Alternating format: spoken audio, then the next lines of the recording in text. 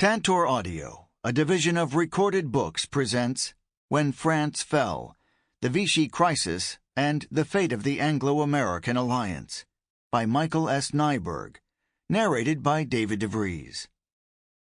Publisher's note: in this audio edition, you may hear references to visual elements present in the print and ebook formats of the book. Introduction: A Fight for Love and Glory. Secretary of War Henry L. Stimson called it the most shocking single event of the war. The New Yorker's war correspondent A.J. Liebling said that it had left the entire world in a complete funk. Veteran diplomat Robert Murphy observed that never before or since had one event so stunned the entire world. William Langer, a Harvard historian hired by the State Department to write a secret study of the American response to the catastrophe, wrote that history has recorded but few events as cataclysmic. It would, he noted, confront the United States as well as other nations with a host of new problems, none of which could be ignored or postponed. Harold Ickes, the Secretary of the Interior, confided to his diary that "There is no doubt in my mind that this country is in the most critical situation since we won our independence."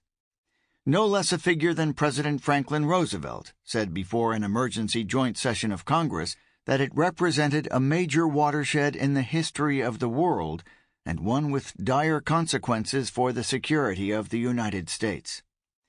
These observers were not talking about the Japanese bombing of Pearl Harbor, the discovery of the horrors of the Holocaust, or the German invasion of the Soviet Union, but the stunning defeat of France in just 6 weeks in May and June 1940. Although today some Americans tend to treat it as a comedic punchline or the almost inevitable consequence of a combination of French weakness and German boldness, the rapid fall of France absolutely shocked contemporaries. All American and British defense planning had begun from the assumption that the powerful French army, protected by the imposing Maginot Line, would tie the Germans down as the French had done on the Western Front from 1914 to 1917, giving a new Allied coalition time to organize, mobilize, and join the fight. The British had counted on the French army almost as much as the Americans had. Lord Halifax wrote in his diary during the campaign for France that the one firm rock on which everybody had been willing to build during his tenure as Secretary of State for Foreign Affairs from 1938 to 1940 was the French army, and the Germans walked through it like they did the Poles. The collapse of the French army, which in 1937 Winston Churchill had called the only guarantor of international peace, and in early 1940, incomparably the strongest military force in Europe, forced the British to recognize that they would soon have to fight the modern, powerful Germans alone. Normally, historians in the English-speaking world have told the story of the crisis years 1940 to 1944 in Europe almost exclusively in relation to American interactions with the British, a normal response given how close the alliance between the two countries became from 1942 to 1945.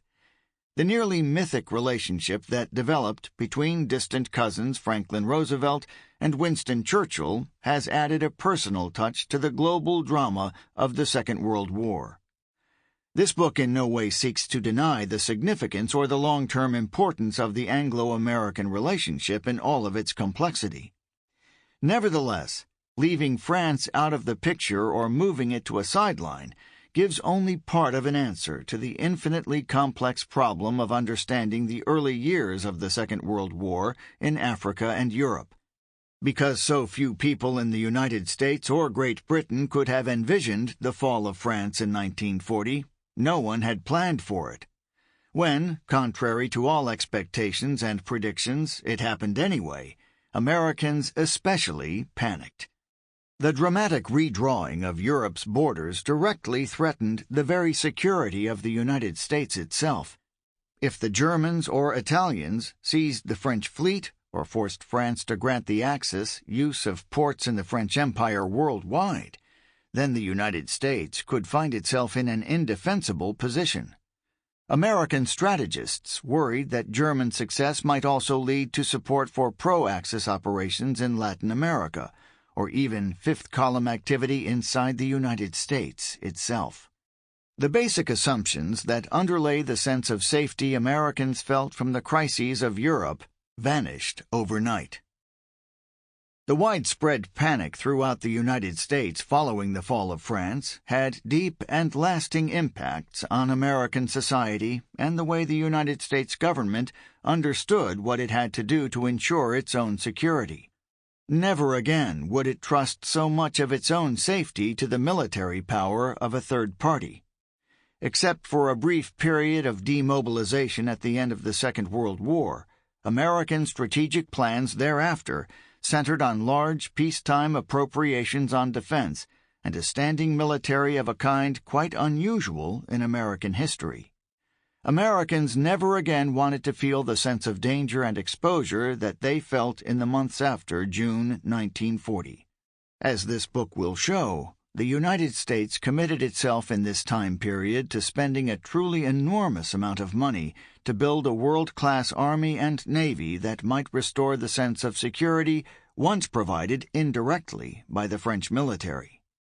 The sense of panic led to fears of spies and traitors at home because Americans assumed that the Germans could not have defeated France so thoroughly and so quickly without inside help.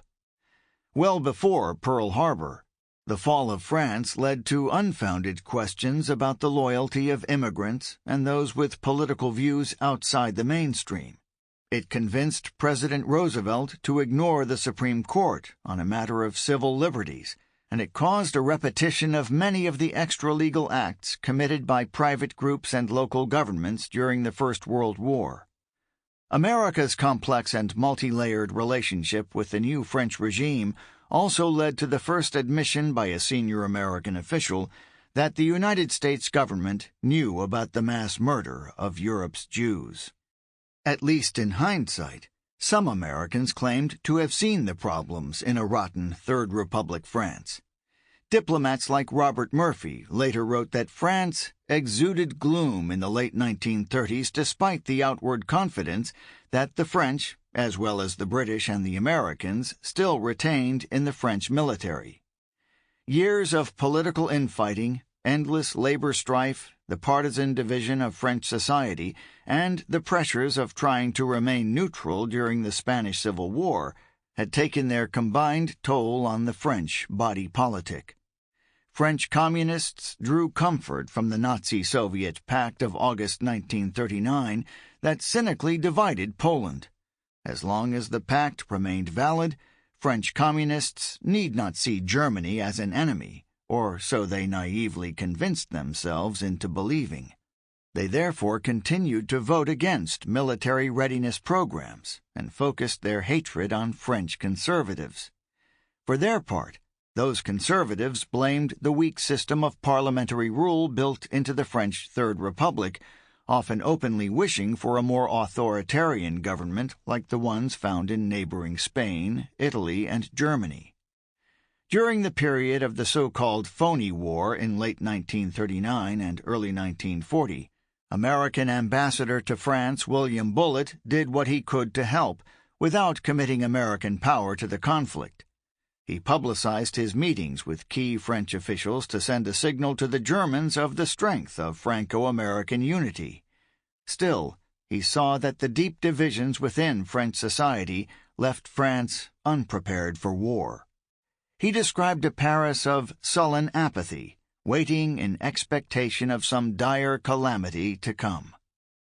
Robert Murphy agreed, finding Parisians just too tired to face the grim reality of another war, and France's leaders inept and unrealistic. They allowed themselves to believe that their own line of fortifications had forced Germany to look first to Poland in 1939 and then to Norway in 1940, thus sparing France as a battlefield in this war. This kind of wishful strategic thinking proved terribly wrong, as Murphy and Bullitt came to realize, maybe even before most Frenchmen and Frenchwomen themselves did. Murphy later claimed, Sample complete. Ready to continue?